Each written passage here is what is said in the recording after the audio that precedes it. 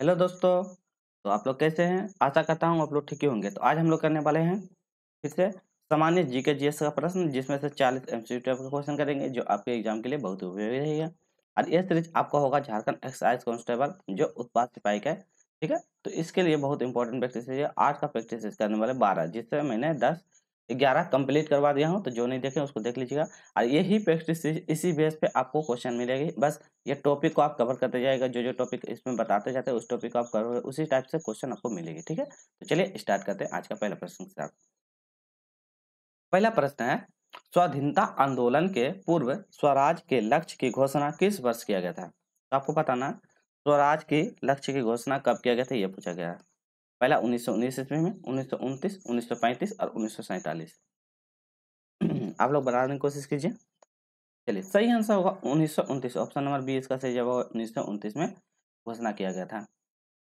Next question, Bharat में Dutch का सबसे प्रारंभिक उपनिवेश कहाँ था? तो सबसे पहले बताना है प्रारंभिक उपनिवेश कहाँ था डच का। तो डच का जो आया था, तो वो सबसे पहले कहाँ, मतलब कि निवेश किया था? मसूलीपट्टनम, पुल्लिकट, सूरत या अहमदाबाद? तो क्या हो, मसूलीपट्टनम। मसूलीपट्टनम याद रखिएगा। ये कहाँ है? केरल। तो याद रखिएगा केरल। तो ये इंपॉर्टेंट है, याद रखिएगा केरल। देखिए, सबसे पहले आपको क्या है, इससे क्वेश्चन बनेगा कि मतलब कि जो आने का जो अगुवन है उससे क्वेश्चन आपको बनेगा। तो ये इस टाइप का क्वेश्चन जरूर पड़े। जैसे डैश आया, पुर्तगाली आया, तो सबसे पहले आया था पुर्तगाली, कब आया था? 1498। तो ये याद रखिए, पुर्तगाली आता है। फिर उसके बाद धीरे धीरे अंग्रेज, डच, तो ये सारा सीक्वेंस आते रहता है। तो ये भी याद, पुर्तगाली में कौन आता है? तो वास्को डी गामा।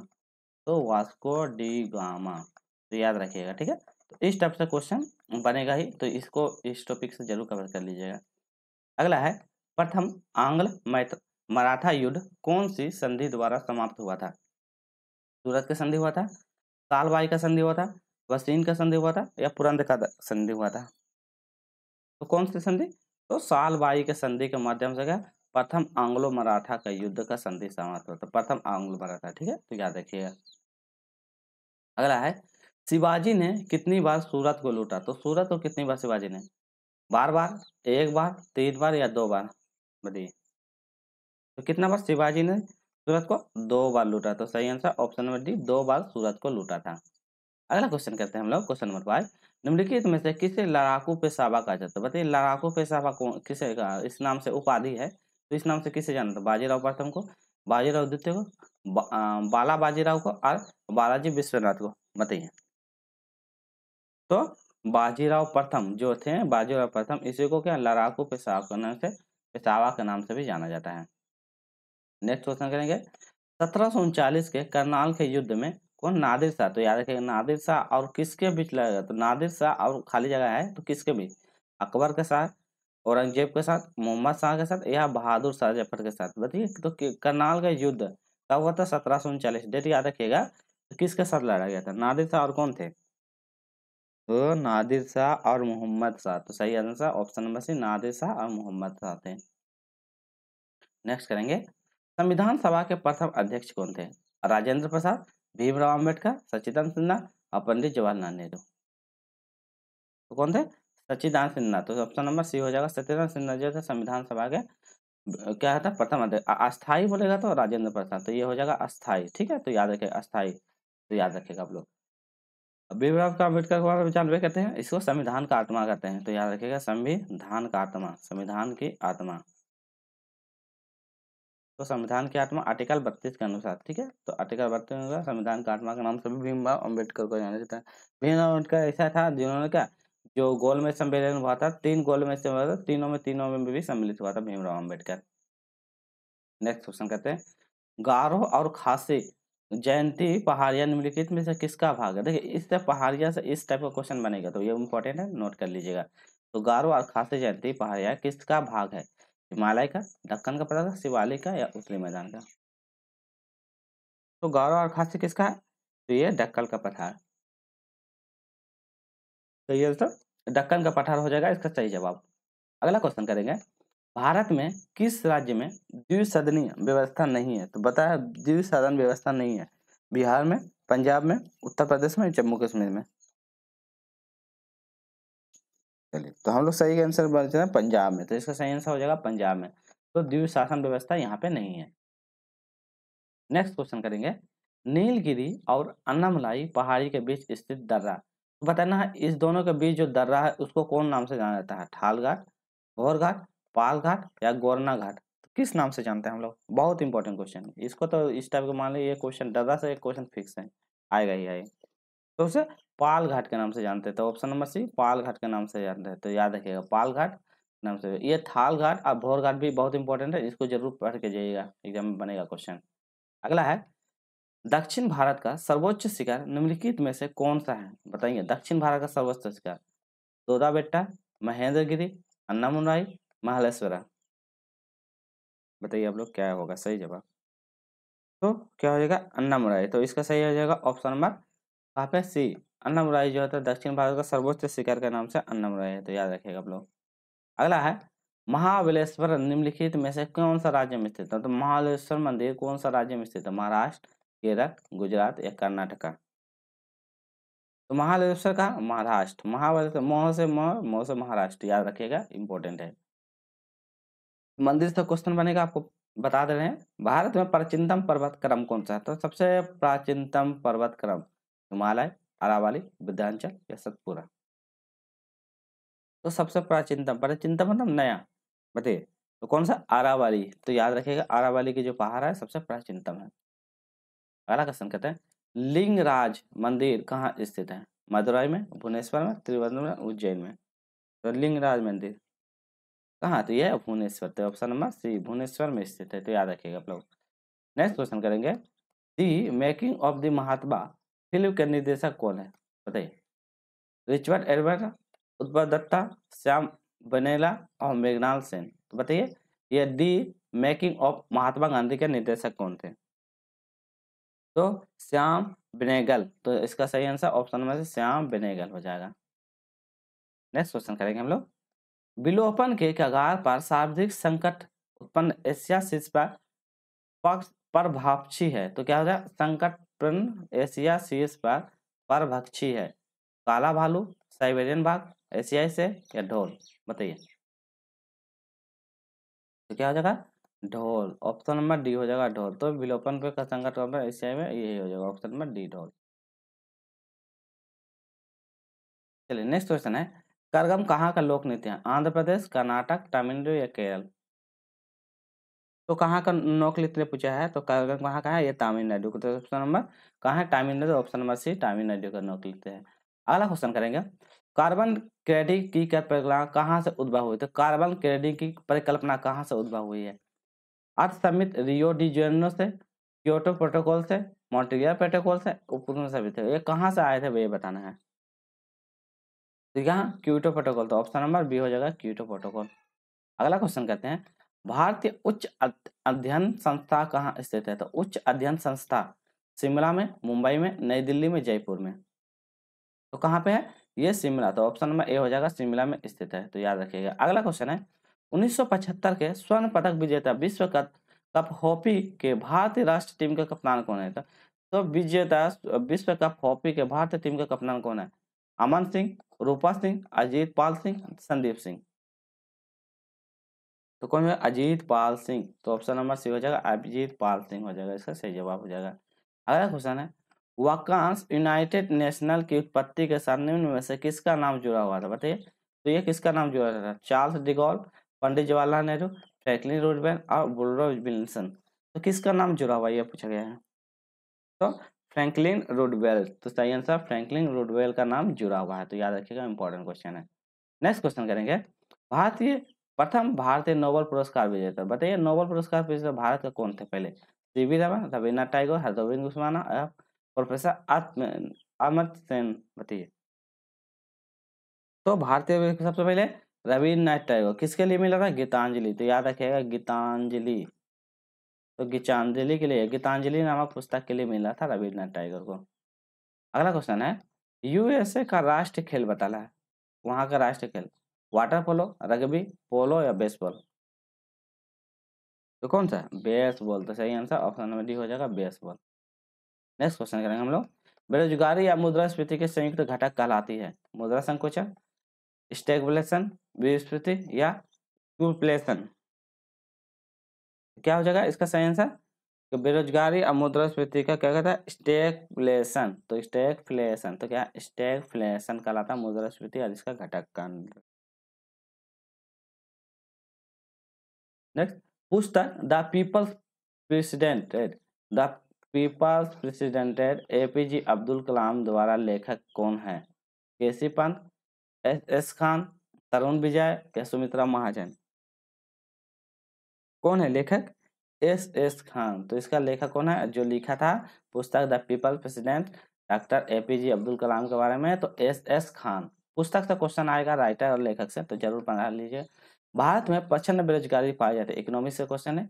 कृषि के क्षेत्र में, सेवा के क्षेत्र में, औद्योगिक के क्षेत्र में, व्यापार के क्षेत्र में। तो किस में पाया जाता है प्रचंड बेरोजगारी? हम लोग पढ़े होंगे बेरोजगारी के बारे में। प्रचंड बेरोजगारी क्या होता है ये बताइए।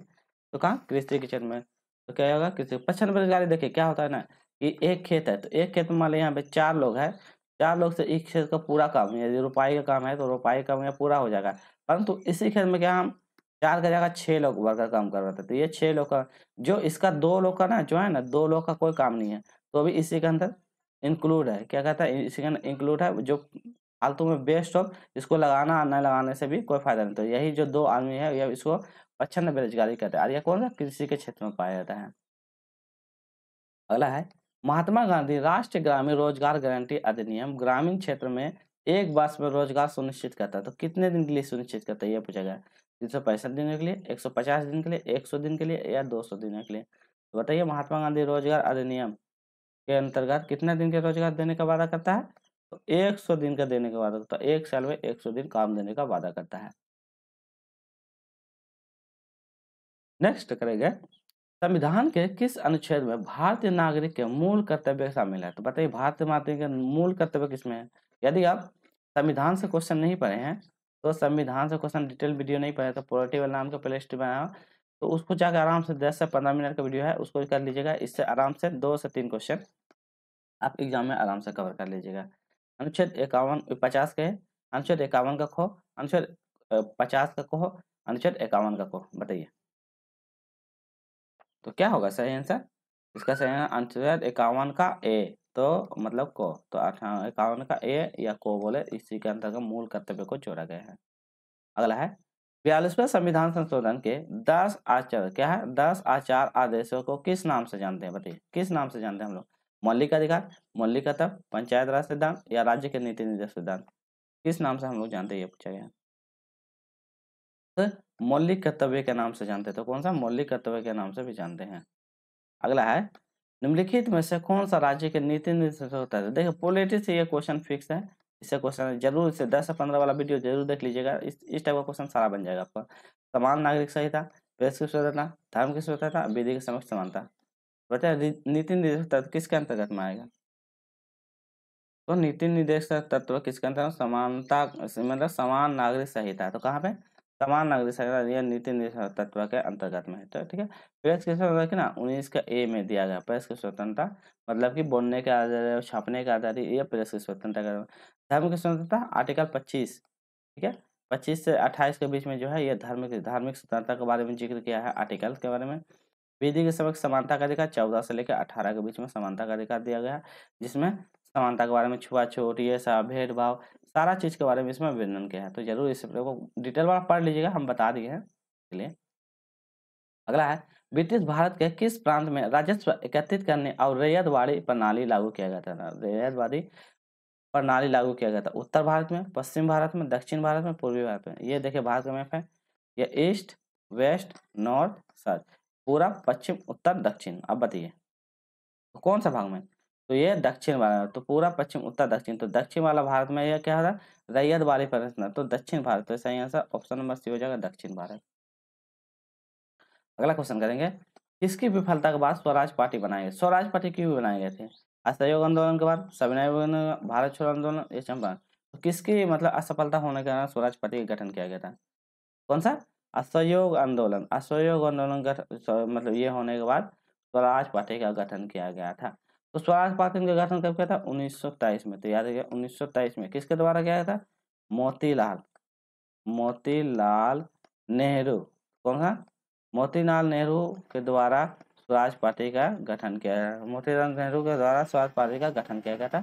तो ये इंपॉर्टेंट है, क्वेश्चन जरूर बना के याद रखिएगा, ठीक है। सविनय ज्ञान दोनों भारत छोड़ो आंदोलन 1942 चंपारण हुआ था, जो इसका विरोध 1919 में, तो याद रखिएगा। भारत छोड़ो आंदोलन 1942 में हुआ था, सविनय अवज्ञा 1930 में हुआ था, सारा देते असहयोग 1921 से 22 में, 21 या 22, तो इसके बीच में हुआ था। तो इस टाइप का सीक्वेंस जो है ना, आपको सारा डेट बाय डेट सारा याद रखिएगा आप लोग।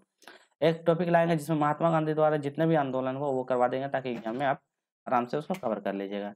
अगला है, सत्याग्रह शब्द का निर्माण किसने किया था? गांधी जी ने, अरविंद घोष ने, रविन्द्रनाथ टैगोर ने, राजा राम मोहन राय ने, तो कौन क्या था? तो कौन क्या था? गांधी जी। तो गांधी जी के बाद जितना क्वेश्चन था उसको करवा देंगे सत्याग्रह, ठीक है, तो याद रखिएगा। अगला राजा राम मोहन राय के बारे में थोड़ा सा बता देते हैं। कौन था? सती प्रथा पे अंत लगाया था, रोक लगाया था सती प्रथा पे, तो याद रखिए, सती प्रथा पे रोक लगाया था 1829 में। इसके बाद राजा राम मोहन और लॉर्ड विलियम बेंटिंग के द्वारा, तो विलियम बेंटिंग के द्वारा मिलके यह इस पर रोक लगाया था। नेक्स्ट क्वेश्चन करेंगे।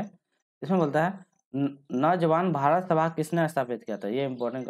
भारत सभा का सब बी.सी. पाल, जी सुब्रमण्यम अय्यर, सरदार भगत सिंह, रुक्मणी लक्ष्मीपाल मध्य। तो कौन? सरदार भगत सिंह। तो इसका सही आंसर ऑप्शन नंबर सी सरदार भगत सिंह हो जाएगा। अगला है, निम्नलिखित में से किसने गदर आंदोलन में महत्वपूर्ण भूमिका निभाई? शिवाजी कृष्ण वर्मा, लाल हरदयाल, बिपिन चंद्र पाल, विष्णु गोखले। तो सबसे ज्यादा योगदान दिया था तो लाल हरदयाल। तो सही आंसर ऑप्शन नंबर बी लाल हरदयाल सिंह, ठीक है। चलिए नेक्स्ट क्वेश्चन कर लेंगे 36। इसमें बोला है भारत के पश्चिमी तटीय मैदान के उत्तरी भाग में किस अन्य नाम से जाना जाता है? कोंकण तट, कर्नाटक तट, मालवा तट या कोरोमंडल तट? बताइए किस नाम से जाना जाता है? तो इसका सही जवाब होगा कोंकण तट। तो इसका सही आंसर होगा ऑप्शन नंबर ए कोंकण तट। नेक्स्ट क्वेश्चन करेंगे, निम्नलिखित में से कौन सा एक कर्नाटक, केरल और तमिलनाडु राज्य में मिलने वाला स्थान पर स्थित है? तो यह कर्नाटक, केरल और तमिलनाडु राज्य में मिलने वाला स्थान पर स्थित है। कौन कौन? अन्नामलई पहाड़ी, पलानी पहाड़ी, नंदी पहाड़ी और नीलगिरी की पहाड़ी। बताइए कौन सा इसका सही जवाब होगा? तो ये तीनों वाला कर्नाटक, केरल और तमिलनाडु वाले राज्यों का स्थान पे मिलने वाला है। तो ये कौन सा? नीलगिरी की पहाड़ी जो है, तो ये तीनों वाला जगह पे, कर्नाटक, तमिलनाडु, केरल, तीनों जगह पे पाई जाती है। अगला क्वेश्चन करेंगे हम लोग, निम्नलिखित में से कौन सी नदी भ्रंश घाटी से होकर प्रवाहित होती है? कृष्णा नदी, गोदावरी नदी, तापी नदी, कावेरी नदी। तो कौन सा? ताप्ती नदी। तो ताप्ती नदी जो है यह भ्रंश घाटी से होकर प्रभावित होती है। भारत में बहुराष्ट्रीय कंपनी का प्रोत्साहन देना बढ़ावा देता है, तो किसके लिए बढ़ावा देता है? निजीकरण नीति के लिए, वैश्वीकरण नीति के लिए, उदारीकरण नीति के लिए, इन सभी नीति के लिए। तो बहुराष्ट्रीय कंपनी को बढ़ावा देता है कौन? सभी की नीति के लिए। तो निजीकरण नीति, वैश्वीकरण, उदारीकरण, ये सब नीति कब आया था? 1991। तो 1991 इस समय आया था। इस समय का पीएम कौन था? बताइए आप लोग, पीएम बताइएगा। और उस समय का जो फाइनेंस मिनिस्टर कौन था? फाइनेंस मिनिस्टर मनमोहन सिंह, मनमोहन सिंह के द्वारा, और पीएम नरसिम्हा राव। तो याद रखिए नरसिम्हा। तो नरसिम्हा राव के द्वारा क्या कहता है, उस समय जो पूरा भारत की विदेशी नीति पूरी संकट की स्थिति में थे, तो उसी के दौरान क्या कहता है, उस समय ये नीति लाया गया था 1991 में। और इसी तरह निजीकरण को अपनाया गया था, वैश्वीकरण और उदारीकरण को अपनाया गया था। आज का अंतिम प्रश्न देखेंगे हम लोग कि भारत का आर्थिक सर्वेक्षण संबंधित है। तो आर्थिक सर्वेक्षण किससे? योजना आयोग से, रिजर्व बैंक ऑफ इंडिया से, वित्त मंत्रालय से, वित्त आयोग से। तो ये किससे संबंधित है? ये वित्त मंत्रालय द्वारा संबंधित है। तो ये वित्त मंत्रालय। तो वित्त मंत्रालय वित्त आयोग है, वित्त मंत्रालय। तो सही आंसर ऑप्शन नंबर सी वित्त मंत्रालय, ठीक है। तो आज के लिए वीडियो हम लोग यहीं रखेंगे, फिर नेक्स्ट आएगा पार्ट, तो उसमें फिर करेंगे। तो वीडियो अच्छी लगी हो तो लाइक कीजिएगा, शेयर कीजिएगा। जो नए हैं चैनल पर जरूर सब्सक्राइब कर लीजिएगा, ताकि आपको उत्पाद से सारा जीके का प्रैक्टिस सीरीज, कोटा का प्रैक्टिस सीरीज